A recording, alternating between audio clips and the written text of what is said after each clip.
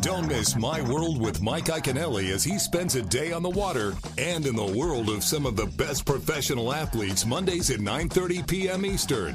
Waypoint TV.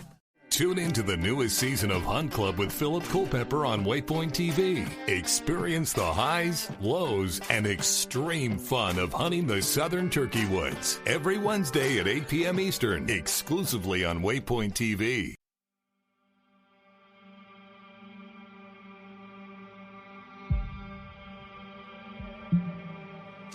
I think it'd be really nice to connect with actual families, and then if they have any input or they have any questions, where should we go? Kind of being able to actually provide that feedback and be like, this is my experience. And I know a lot of people are like, oh, we can't do that with children until they're 10. And I'm like, well, I started backpacking when I was 6. So actually you can do it. You just have to have the mindset of give it a shot, even if it's for a day. So I think just providing that feedback, I'm like, well, I've actually experienced it and you can do it too, and kind of encourage other people to actually do the things that kind of on their, to-do list.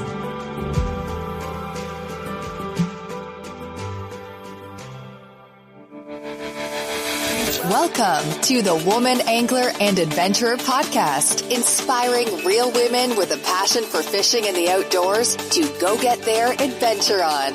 Now, here's your host, Master Captain Angie Scott. All right, welcome everyone to the Woman Angler and Adventurer Podcast. I'm Angie Scott, and I am at the Outdoor Media Summit.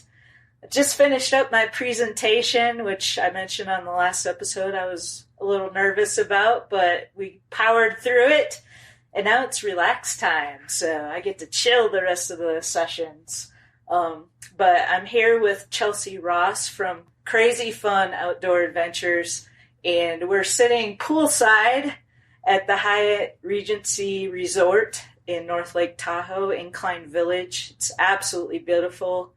Chelsea, have you been here before? I haven't. No, this is my first time. I'm very excited to be here. What do you think about it so far? It's so cool to just connect in person and just network, right? Yeah. It's so much harder to reach out in the internet world and just have no idea where people are. Yeah. So this is just so much easier. What do you think about this area and the scenery? It's absolutely gorgeous. Isn't we it? have the best spot for a conference. Yeah, I mean, honestly, you really couldn't get any better. This morning we had breakfast. I mean, literally view of the lake while we're eating breakfast in the mountains, Lake Tahoe. It's just gorgeous. So yeah, absolutely. Looking forward to the scavenger hunt this afternoon because we'll get to see and explore a little bit more of the surrounding area. Yeah, here we're going to walk a lot. Yeah, probably get a lot of steps in this afternoon. But so you're from Canada. I am. Tell us a little bit about yourself and why you're here. I just love spending time in the outdoors, either going hiking, backpacking, cross-country skiing. And I've grown up with my family always doing all these activities. And I thought, you know what, if I can blog and share my information with either families and couples, because I do a lot of things with my partner, then that would be really cool to kind of share in a broader space. I've always loved sharing with friends and just, the travel community, because I love to travel as well.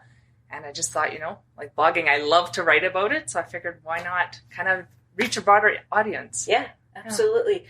So talk a little bit about where you're from and some of the destinations that you love traveling to.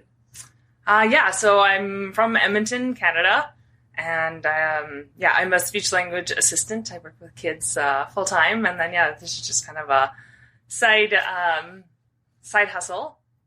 And I've traveled to Bali, and I've gone hiking there. I've gone Norway and gone hiking there, France, all over the place. Yeah. Yeah. Wow. So that's something I really haven't done much of, and I was even thinking about it yesterday as I was traveling from Nashville to here at a connecting flight in Denver, and I was just I felt anxiety kind of a little bit the whole time, and then I thought to myself, well, at least I'm in the United States. This is a lot easier than if I was traveling to another country or something of that nature. You know the language, too. Yes, exactly. So tell me a little bit about what that experience has been like for you. Well, it's been actually really cool. So I'm Francophone, and then I speak a little bit of Spanish. So going to France is easy.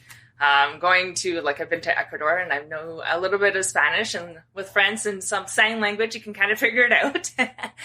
Australia is English.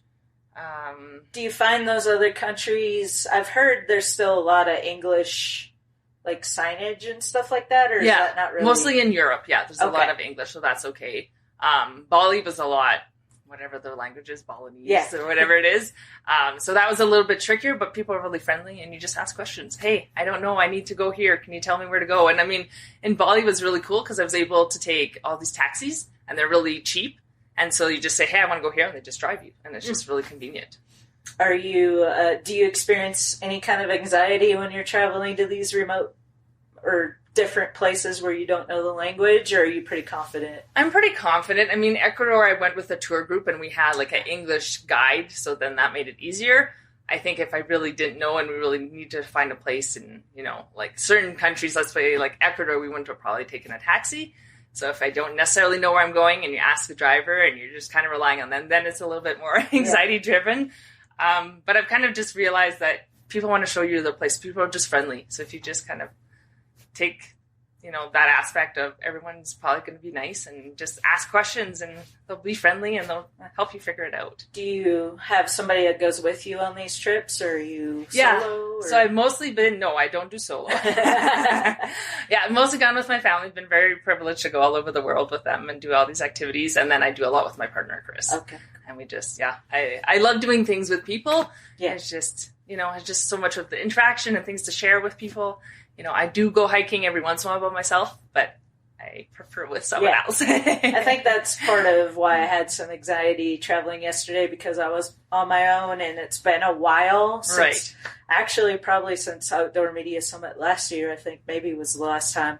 Now in the past, I've done a lot of solo trips, but once you get accustomed to having somebody with you all the time, and then you do something solo, then it all of a sudden feels a little different. Well, and it's funny because I'm like, okay, like I'm going to Denver first, and then I'm going to, go to Reno, and I'm like, it is, I'm like, but I totally got this. I'm like, I have a lot of experience traveling. I can do this. And then, you figure things out, and I'm like, oh, okay. And then, of course, I had to do customs in Canada. It seemed like so complicated. And I'm like, just ask, again, you ask someone, and he helped me, and I was like, oh, I could totally do this, right? And kind of like a little bit empowering to, just travel by yourself, just go to a conference. And then I'm like, well, at least I'll be with people here. Yep, absolutely. Yeah, and everybody here is so cool. I mean, it's, it can be a little bit intimidating going to a conference or a summit like this solo.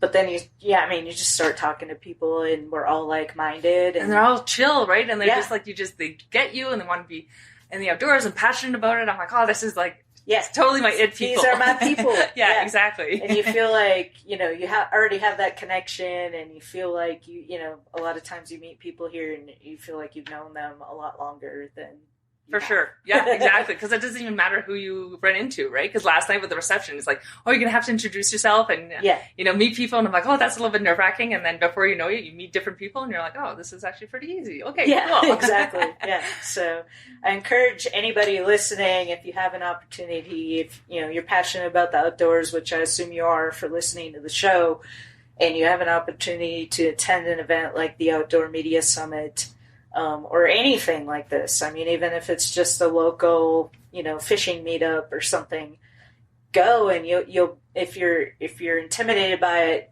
I think if you put yourself out there and go, you'll be pleasantly surprised, because we all have that connection, and automatically you're just family. Yeah, right. Exactly. Yeah, exactly. And a good family. Yeah. So camping wise, have you ever done any glamping?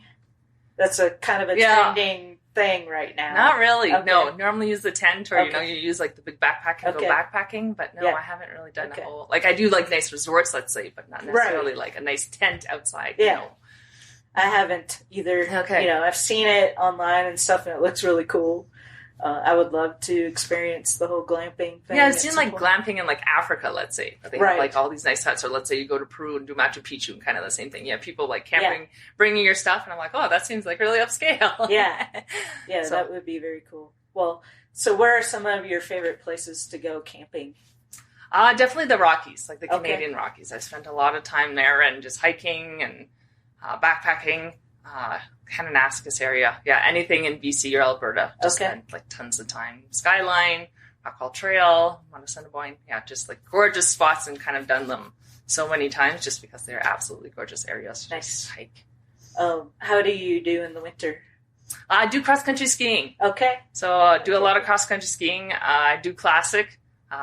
They have set tracks to go cross-country skiing. We have that at Cooking Lake Blackfoot or Strathcona Wilderness Center, like about an hour away from home, which is really convenient. Sometimes we do downhill skiing as well, but that's a little bit further and, of course, way more costly, right? So we do less of that. But, yeah, I mean, I try to make sure that I'm outdoors all the time. It's so good for your mental health and your physical health. Absolutely.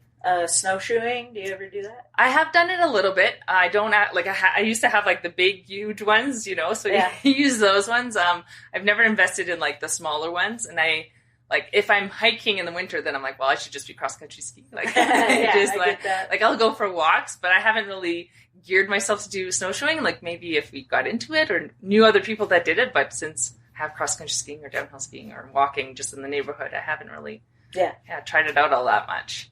I get that, yeah. So I'm from Minnesota originally, so I kind of understand the whole lifestyle, you know, when you live in a colder climate area, you've got to find ways to get outdoors. And it's interesting, now that I live in Tennessee versus my childhood growing up in Minnesota, you wouldn't think it, but it's a much more outdoor-focused culture. Right. Than it is down in Tennessee where it's warmer. Right. But in the winter, people just kind of tend to, from my experience or what I've observed, kind of tend to shut down and stay indoors. Yeah, we have, like, winter can be 6 to 8 months. So if we did that, exactly, we wouldn't even have much of a life. So it's interesting, you know, being in the north where it gets cold for that long of a period of time, people have figured out how to stay active year-round. Oh, for sure. And I definitely suffer from the seasonal affective disorder. Oh, yeah, affective or whatever it's called, because of it gets dark so early. It's just dark a lot of the time.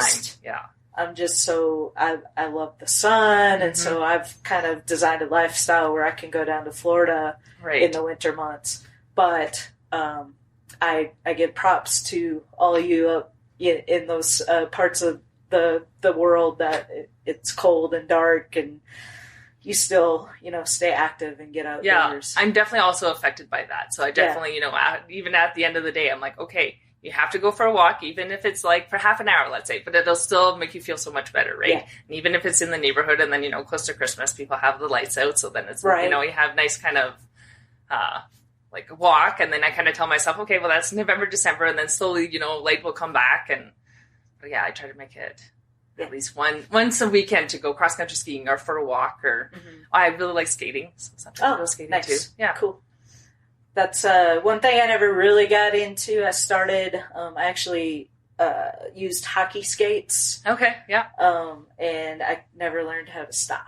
Oh, yeah, that's a problem. Yeah, or can be. Yeah. That's like a whole, thing. I think once you get it, you get it, but I never got to that point, so I would just slow down. Yeah, slowly, right? Yeah. So you've got this blog, and it's a side hustle. What's your vision for it? I mean, I know you're just getting started, at this event, you're getting a lot of feedback from people and kind of taking in all the information you can. But if you had your druthers, what's your vision for it? I think it'd be really nice to connect with actual families, and then if they have any input or they have any questions, where should we go? Kind of like being able to actually provide that feedback and be like, this is my experience. And I know a lot of people are like, oh, we can't do that with children until they're 10. And I'm like, well, I started backpacking when I was 6.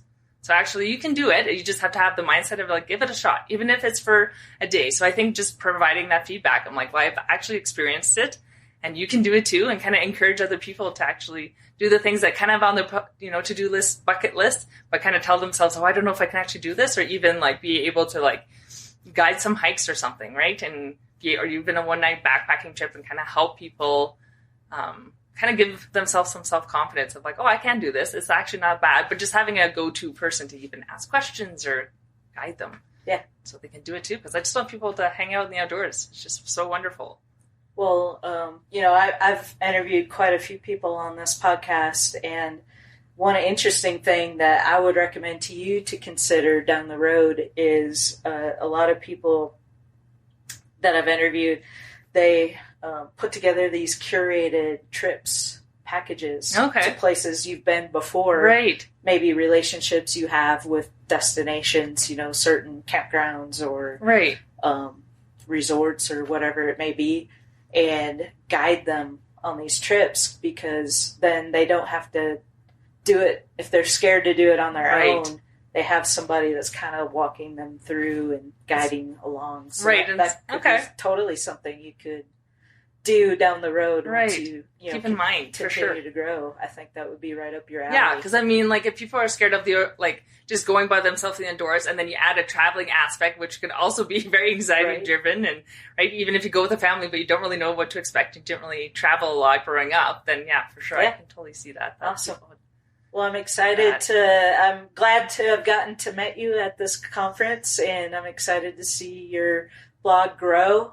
And I know you can do it. I can tell you're passionate about it. And it's a lot of work for people out there listeling that might not realize. Yep. So kudos to you for taking the step to get it started. And well, thank you very much for having me on your podcast. It's been great to meet you. My pleasure. I'll put links to your socials and your blog in the show notes for this episode. So hopefully people can, click and follow along as well. Awesome. Well, thank you so much, Angie. My pleasure.